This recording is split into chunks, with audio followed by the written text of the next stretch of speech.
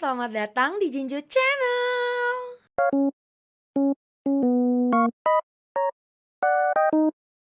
Jadi di video kali ini tuh bakal question and answer aja nih fokusnya nih. Dan aku udah buka kayak question box gitu di story aku. Jadi langsung aja aku bacain pertanyaannya dan langsung aku jawab. Oke, pertanyaan yang pertama. Ini ada pertanyaan mau nanya perjalanan hidup kamu gap year selama 5 tahun dan bisa kuliah di Korea itu gimana ya? Ini kayak bakal aku jawab di video terpisah karena panjang banget perjalanan aku. Nggak nganggur sih, tapi lebih tepatnya nggak kuliah selama 5 tahun dan pas aku umur 22 tahun. Aku bakal ceritanya di next video kali ya. Tips belajar bahasa Korea. Belajar bahasa Korea tuh tipsnya dilatih setiap hari. Sama kayak belajar bahasa Inggris. Kalau misalnya kalian nggak latih, kalian bakal lupa. Aku waktu itu sempet 2019 kan ke Korea dan 2020 balik lagi ke Indonesia karena pandemi kan. Nah selama 2 tahun itu nggak aku latih bahasa Korea, jadi aku mulai lupa. Kayak grammar, kayak vocab, itu aku udah lupa banget. Nggak lupa banget sih, tapi udah lumayan banyak yang lupa gitu. Jadi saran aku ya harus diulang-ulang terus. Dan semua itu butuh proses. Aku aja waktu 1 tahun belajar bahasa Korea itu masih belum terlalu lancar. Entah itu kalian cari teman orang Korea buat kayak latihan speaking atau kalian les bahasa Korea. Tapi kalau aku pribadi, aku waktu itu sempet punya banyak teman orang Korea dan aku nggak les, aku belajar sendiri. Waktu itu aku kenal teman-teman Korea aku pertama kali itu dari temennya temen aku. Dia itu kuliah, bukan kuliah sih, tapi lagi kelas bahasa Indonesia di UI. Beberapa teman Korea aku, jadi ada yang ngambil jurusan bahasa Indonesia gitu loh. Nah dia itu belajar bahasa Indonesia, aku belajar bahasa Korea. Jadi kayak pertukaran bahasa aja gitu saat lagi belajar bareng, nongkrong bareng gitu. Pengen punya teman orang Korea kayaknya seru tuh. Serius seru banget punya teman-teman orang Korea. Kalau misalnya kalian baru kenal, itu orang Korea emang rada jaim dan rada cuek gitu. Jadi kesannya kayak sombong. Padahal enggak. Mereka itu memang enggak gampang untuk deket sama orang asing. Orang asing tuh dalam arti enggak cuman orang-orang dari Indonesia, dari negara lain gitu. Tapi juga sesama orang Korea, kalau mereka baru kenal juga mereka rada canggung gitu loh. Karena beda budaya kali ya. Kalau di Indonesia kan memang terkenal ramah banget sama orang yang bahkan enggak kita kenal gitu. Kayak misalnya kita mau main ke rumah temen, terus ada kayak bapak-bapak nongkrong nih di jalan gitu, misi pak, kita pasti kayak gitu kan. Itu ada rasa sopan santun lah. Kalau di Korea nggak ada yang kayak gitu. Itu justru dibilang aneh banget kalau misalnya kita lagi jalan, terus kita lihat bapak-bapak di situ lagi pada duduk-duduk, lagi pada minum atau apa, terus kita kayak oh permisi, itu kayak aneh banget. Tapi percayalah kalau kalian udah temenan sama orang Korea, mereka juga asik banget, sama kayak kalian temenan sama orang Indonesia. Sejauh ini aku belum pernah dirasisin sih. Kalau misalnya udah temenan nih, mereka nggak ada rasis gitu sih. Justru mereka penasaran kayak, kalau di Indonesia tuh ini namanya apa? Kalau di Indonesia tuh liburan kemana? Selalu kayak gitu rata-rata. Belajar cepat bahasa Korea gimana kak? Di setiap proses apapun itu nggak ada yang namanya cepat guys. Jadi gini, kalau misalnya kalian makin sering belajar, kalian akan makin sering ingat. Kalian akan menjadi lebih bisa gitu kan daripada sebelumnya. Kalau misalnya kalian besok belajar, besoknya nggak belajar, terus juga nggak dilatih, nggak ngobrol, nggak belajar speaking dan nggak belajar reading, cuma nulis doang, itu kalian nggak akan ada perkembangan apapun. Jadi kalau misalnya belajar cepet, ya nggak ada sih caranya, nggak ada cara instan. Kayak butuh bertahun-tahun. Kayak temen aku Borasem, kalian pasti tahu dong, guru bahasa Korea Tok Tok Class. Kalian bisa cek. Kalau kalian mau belajar bahasa Korea bisa di Tok Tok Class. Kak Bora ini belajar, setahu aku ya, itu udah lebih dari 10 tahun. Dan akhirnya bisa jadi translator di berbagai acara Korea gitu, dan bahkan interview K-pop idol. Jadi kan semua butuh proses gitu. Kalau misalnya kalian cuma pengennya buru-buru doang, cara singkat belajar bahasa Korea, cara cepet sebulan harus bisa, ya udah berarti kalian belajar 24 jam gitu.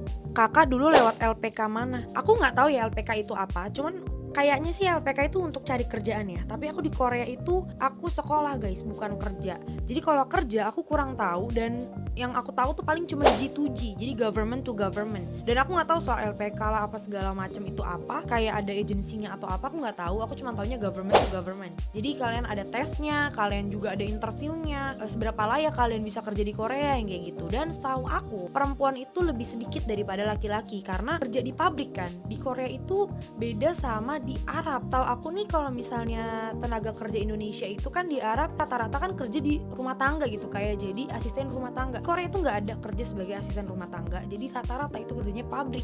Nah kalau pabrik itu kan kerja fisik, kalau misalnya ada yang non fisik pun nggak banyak. Makanya kenapa lowongan kerja untuk perempuan di Korea itu sedikit. Kakak setuju nggak kalau orang Korea bilang kalau orang Korea lebih di atas kita? Tentu aja nggak setuju. Tapi sejauh ini teman-teman aku ya itu nggak ada yang bilang kayak gitu. Tapi aku pernah ngalamin hal yang kayak gitu. Jadi waktu itu aku masih part time di salah satu coffee shop di Korea, yang mana kan tamu-tamunya udah pasti orang Korea karena coffee shop Korea gitu kan. Nah di coffee shop itu kan biasanya bersihin semua sampah-sampah yang bekas kita makan dan minum itu kan sendiri kan. Kita dikasih gelas dan nampan nih ya biasanya. Nah kalau misalnya mau selesai, mau udahan nih, mau pulang, kita bawa nampan kita taruh di tempat yang harus ditaruh. Ada beberapa cowok-cowok yang lagaknya tuh kayak preman gitu, bertato lah, itu dia gak bersihin. Nah dia tuh sempat minta sedotan banyak, aku nggak tahu ya buat apa, jadi aku kasih aja tuh sedotan kan. Dia minta sedotan yang banyak, gak taunya diguntingin sama dia buat main game, dan itu berserakan di mana-mana. Serta kebiasaan orang Korea adalah ngeludah, dan nampan itu diludahin sama dia. Terus aku ngomong dong, oh harus dibersihin sebelum keluar gitu kan. Terus dia kayak cengengesan gitu, ya kenapa emang, saya nggak mau. Agak maksa juga nih aku nih kayak, tapi harus dibersihin gini aku ngomong gitu. Terus dia langsung kayak, apaan sih lo wegugin, kata dia kayak, apaan sih lo orang asing. Terus aku diem sebentar dan aku jawab, emang kenapa kalau gue orang asing? Terus kata dia, lo balik aja ke kampung halaman lo, dasar dong nama. Gue dibilang dong nama, jadi dong nama itu kan artinya cewek Asia Tenggara, tapi dikonotasikan negatif di Korea. Jadi kesannya tuh kan cewek-cewek Asia Tenggara tuh di bawah mereka levelnya gitu. Orang Asia Tenggara deh, gak cuma cewek Asia Tenggara. Dan aku sempet digituin. Terus aku udah mulai kesel, tapi dia langsung kabur gitu loh. Karena pas banget liftnya kebuka, dia langsung kabur, langsung ketawa-tawa dalam lift, kan kedengeran kan. Itu kesel banget dan aku nangis di situ. Posisinya di situ aku lagi live di TikTok aku. Jadi ada beberapa mungkin penonton yang masih inget. Oh, di sini juga ada yang nanya juga dengan orang yang sama ya, Mei ini. Ceritain hal terburuk dan atau seburuk-buruknya yang pernah kakak alamin. Jadi ya itu pengalaman terburuk aku, dan aku gak setuju kalau orang Korea mengaku mereka di atas kita. Ya memang kalau misalnya dibilang negara maju, memang lebih maju daripada Indonesia. Tapi dalam hal norma manusiawi segala macam itu sama menurut gue. Gak ada bedanya, sama-sama manusia kok. Cuma bedanya mungkin pemerintahan aja yang berbeda. Yang satu negara maju, yang satu negara berkembang gitu kan. Bukan berarti orang-orangnya keterbelakangan banget gitu. Toh banyak juga orang keterbelakangan di Korea. Terus banyak juga mantan-mantan part-timer yang kerja di situ, yang nggak sekolah, putus sekolah, banyak. Kan Busan kan bukan kota utama kan, ibu kotanya itu adalah Seoul. Busan itu kota kedua terbesar di Korea gitu. Jadi banyak banget anak-anak remaja tuh yang masih butuh bimbingan. Itu banyak banget, kayak aku ngelihat orang-orang di Indonesia aja sama gitu. Ada beberapa yang memang gigih banget sama masa depan, yang rajin, yang baik. Ada juga orang-orang yang bandel, perundung, ya kan, suka bully. Aku pernah ada kasus bully yang benar-benar terjadi di kafe tempat aku kerja, dan hal itu yang sering aku alamin pas aku part time di Korea. Oh ya, sedikit informasi, kalau kafe aku di Korea itu kafe tempat merokok, jadi kayak Haepyeon Cafe, yang mana itu tuh tinggal satu-satunya di Busan, bahkan di Korea. Karena rata-rata kan kafe itu nggak boleh sambil ngerokok kan, dia ada tempat khusus sendiri buat ngerokok. Jadi kalau misalnya kita minum kopi, kalau mau ngerokok kita keluar atau ada dikasih ruangan tapi berdiri gitu kan. Ini posisinya kayak di Indonesia, duduk, ada asbak, ngerokok sambil ngopi. Kalau di Korea kan nggak boleh ngerokok pas di bawah umur kan. Aku tuh kalau ngelihat memang mukanya muda-muda, tapi aku pikir ya mungkin udah di atas 18-19 tahun, karena mereka bisa beli rokok. Kan di kafe aku nggak jual rokok kan, mereka bawa rokoknya dari luar gitu. Jadi saat dia masuk ya aku pikir dia bukan Misong Nyonja. Misong Nyonja tuh anak di bawah umur. Terus beberapa kali polisi sering datang karena dapat laporan Misong Nyonja ada yang ngerokok di kafe tempat aku kerja. Jadi beberapa kali aku berurusan sama polisi. Bukan akunya karena salah aku ya, tapi maksudnya aku membiarkan Misong Nyonja itu masuk untuk ngerokok, sedangkan aku nggak tahu di Misong Nyonja. Gini, kalau misalnya kita ke bar itu pasti kan dimintain ID card. Kalau beli rokok dimintain ID card. Nah, kafe itu kan jualnya cuman kopi. Jadi kita nggak ada hak untuk minta minjem ID card. Kita nggak ada hak untuk minta ID card, bener nggak? Saat dia datang ya dia punya rokok, aku pikir dia beli rokok dengan ngasih minjem kan syaratnya itu. Tapi pas polisi datang, polisi juga nggak bisa menyalahkan kita sebenarnya. Tapi kan harus datang untuk nangkap anak-anak di bawah umur ini yang ngerokok. Berarti kan banyak banget yang bermasalah, dan aku sempat videoin. 그럼 이제 괜찮아? 네. 봤을 때 안 아팠는데 기분 나빠서 시작했어. 오자마자 그냥 얘기만 하고 있다가 커피 먹고 얘기만 하고 있었는데 뺨 때리고 있어서. Itu posisinya dengan anak bocil nih yang ketahuan ngerokok. Dia mukulin salah satu pembeli di kafe tempat aku kerja. Jadi ternyata sama-sama anak di bawah umur nih. Tapi mereka nggak saling kenal. Cuman posisinya nih anak nih geng-gengan preman gitu deh, preman sekolah.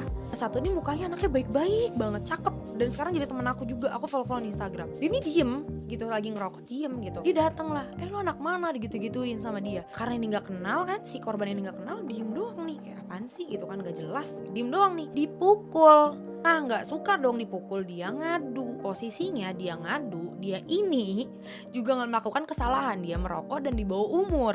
Aku nggak tahu nih posisinya kan. Dia ngerokok, dia di bawah umur, dia lapor karena dia dirundung nggak dipukul. Nah polisi datang, 5 orang polisi tuh datang, cewek cowok datang tuh. Kan panik saya.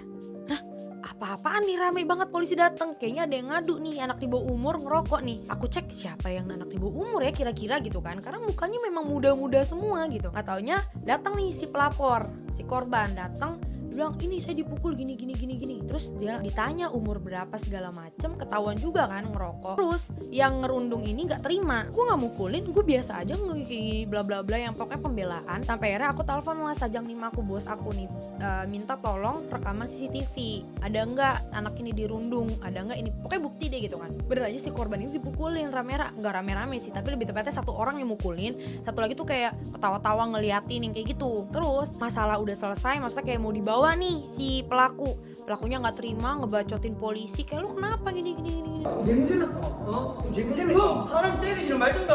안 때렸어요. 왜 치는데? 안 때렸어요. 어떻게 합니까 그쪽이? 손가락질하지 말고 장난하나? 장난 안 한대요. 친구한테 예. 손가락질하고. 저는 아까 전부터 좋게 얘기했어요. 이게 좋게 한 태도야? 예. 아까는 좋게 얘기했잖아요. 니 좋게 봐줄래도 안 되겠네.